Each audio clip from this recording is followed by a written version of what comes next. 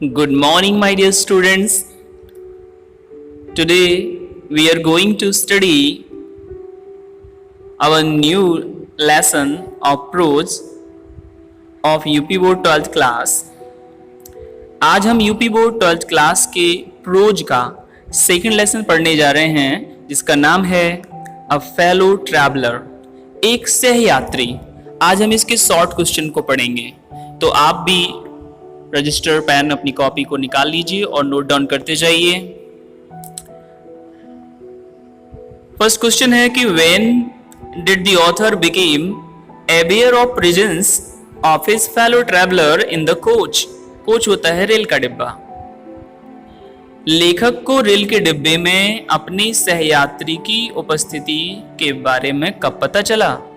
The answer is he became aware of the presence of his fellow traveler when it came and sat on his nose। it आया है mosquito के लिए, मच्छर के लिए।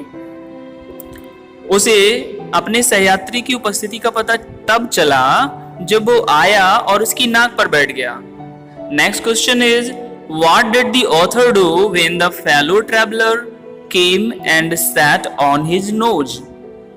लेखक ने क्या किया जब उसका जो सहयात्री था मॉस्किटो, वो आया उसकी नाक पर बैठ गया, तो क्या किया उसने? Answer is when the fellow traveller came and sat on the nose of the author he flicked it of. Flicked of means होता है उड़ा देना, भगा देना।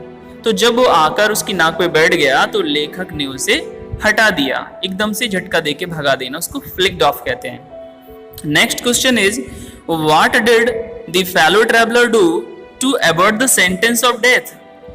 लेखक ने उसे मौत की सजा दे दी थी गुस्से में। तो इसमें ये पूछा जा रहा है कि सहयात्री ने क्या किया मृत्युदंड से बचने के लिए। Answer is to avoid the sentence of death the fellow traveller saved itself cunningly from the attack of the author. Cunningly होता है बहुत ही चालाकी से। तो अवॉइड मींस बचना।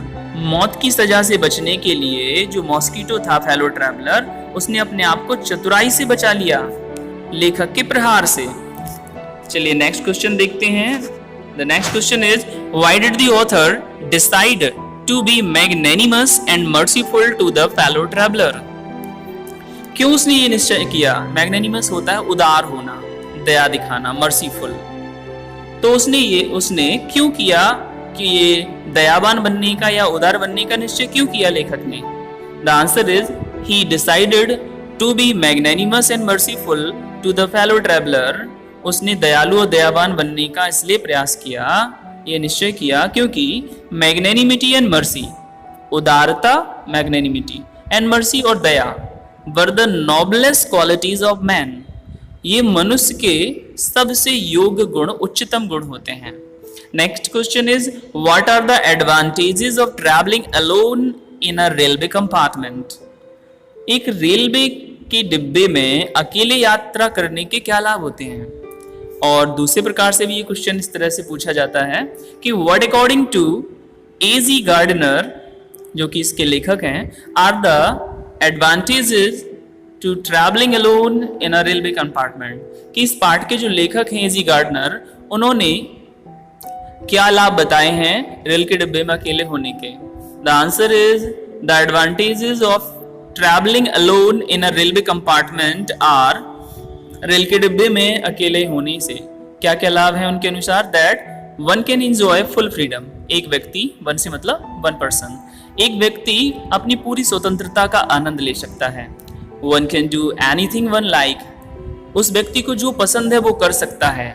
Without irritating anyone else. Irritating means होता है तंग करना, गुस्सा दिलाना किसी को। तो बिना किसी को गुस्सा दिलाए, बिना किसी को तंग करे, वो आनंद ले सकता है। नेक्स्ट क्वेश्चन है give a brief description of the train mister A G. Gardiner was travelling by. इसमें ट्रेन का वर्णन करना है जिस ट्रेन से लेखक यात्रा कर रहा था। एक विशेष प्रकार की ट्रेन थी वो। तो आंसर है it was a stopping slow going train. ये बहुत ही धीमी गति से चलने वाली ट्रेन थी।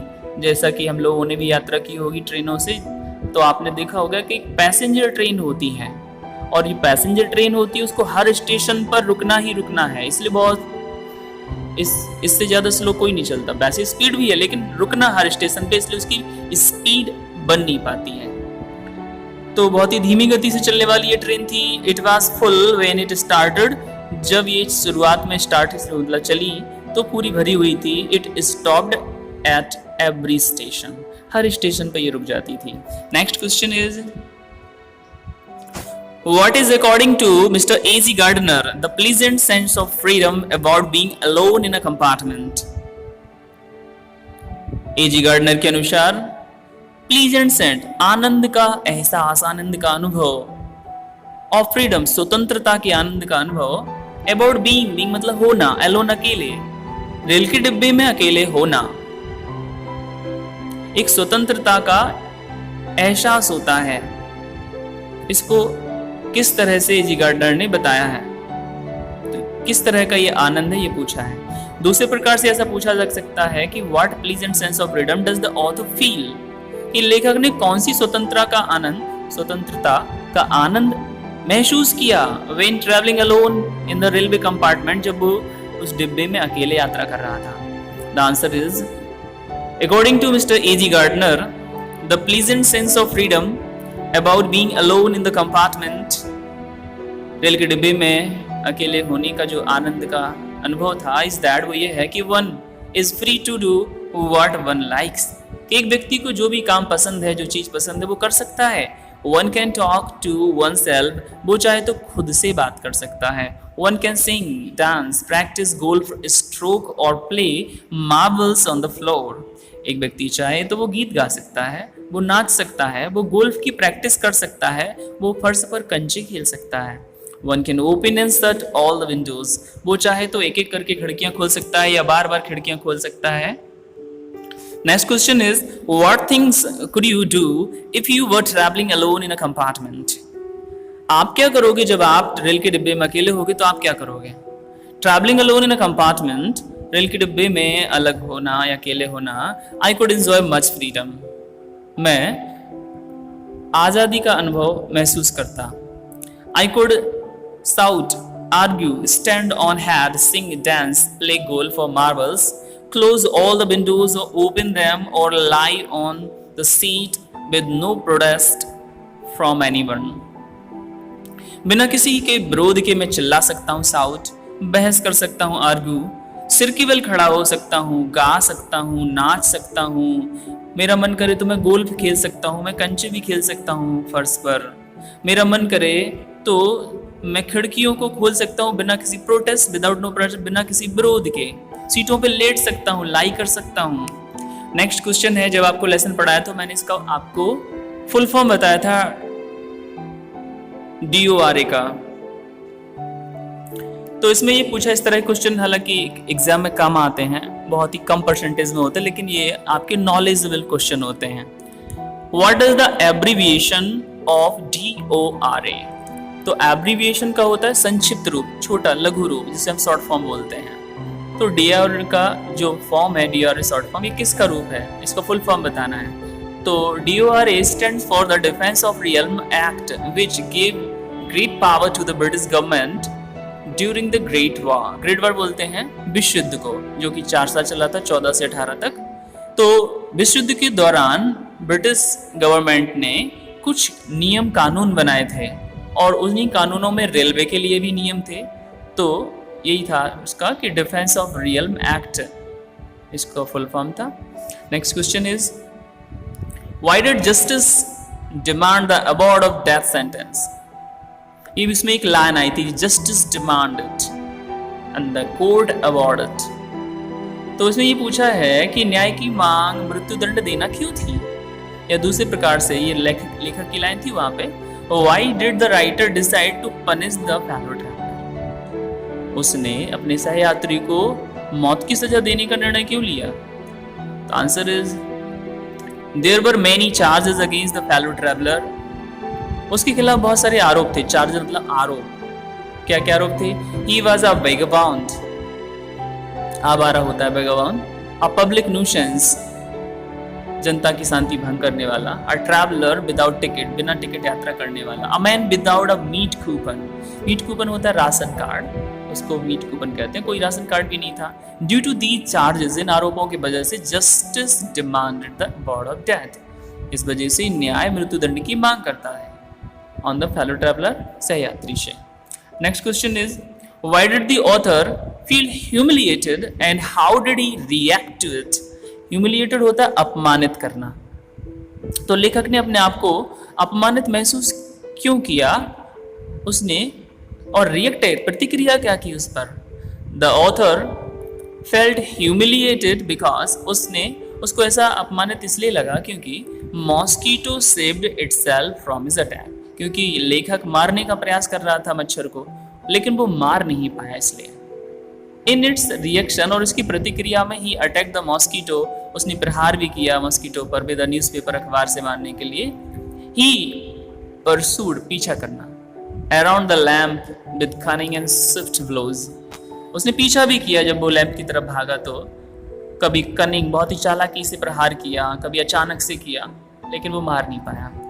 Next question is who was the skilful matador financing round an infuriated bull and who was the infuriated bull। Lesson में भी आपको ये क्लियर स्पष्ट किया गया था, ये वाला वर्ड अलग से समझाया था आपको कि स्किलफुल मैटाडोर क्या होता है।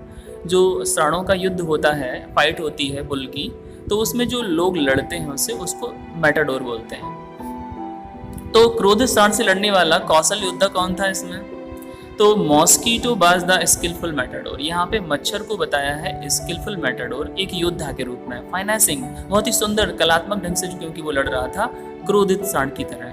The author was a infuriated bull, और इन्फ्यूरिएटेड मींस होता है क्रोधित, और बुल होता है सांड, तो यहाँ पे लेखक को संज्ञा दी गई है क्रोधित सांड की, और मच्छर को दी गई है मैटाडोर की। Next question is what did the author begin to think when he found himself so helpless and stupid against his fellow traveller. लेखक कैसा विचार करने लगा जब उसने सहयात्री को मारने में सफलता पाई, असहाय हो गया, वो अपने आप को मूर्ख समझ रहा तब। तो when the author found himself helpless and stupid, जब वो असहाय हो गया और मूर्ख समझ रहा था against the his fellow traveller, अपने सहयात्री के सामने, he begin to enter the spirit of fellow traveller, तो उसके मन में सहयात्री की भावनाएं आ गई, उसको सहयात्री समझने लगा वो। He felt his heart warming toward the fellow traveller, उसे लगा कि उसके हृदय में एक सहयात्री के रूप में उसे स्वीकार करना चाहिए, इसलिए वो उसको मित्र मानने लगा था। नेक्स्ट क्वेश्चन है magnanimity has its limits, so who said it and why. ये भी लेसन की लाइन थी, इंपॉर्टेंट लाइन है, क्वेश्चन भी काफी बार आता है ये कि ये किसकी लाइन है और किसने कहा। The answer is magnanimity has its limits, उदारता की भी कोई सीमा होती है। Has been said by the author, ये लेखक के द्वारा कहा गया था। He said so when the mosquito again and again teased him, जब बार बार मच्छर उसको परेशान कर रहा था, टीज्ड कर रहा था, चिढ़ा रहा था, बियॉन्ड लिमिट, सीमा से ज्यादा, the author decided to kill it, इसके बाद उसने उसे मारने का प्रयास किया था। This is the last question, this was the last question of your lesson. तो आपने नोट्स बना लिए होंगे, याद भी करते जाइए। Thank you. कोई आपका अगर कोई क्वेरी हो तो आप कमेंट में लिख के भेज सकते हैं। Thank you.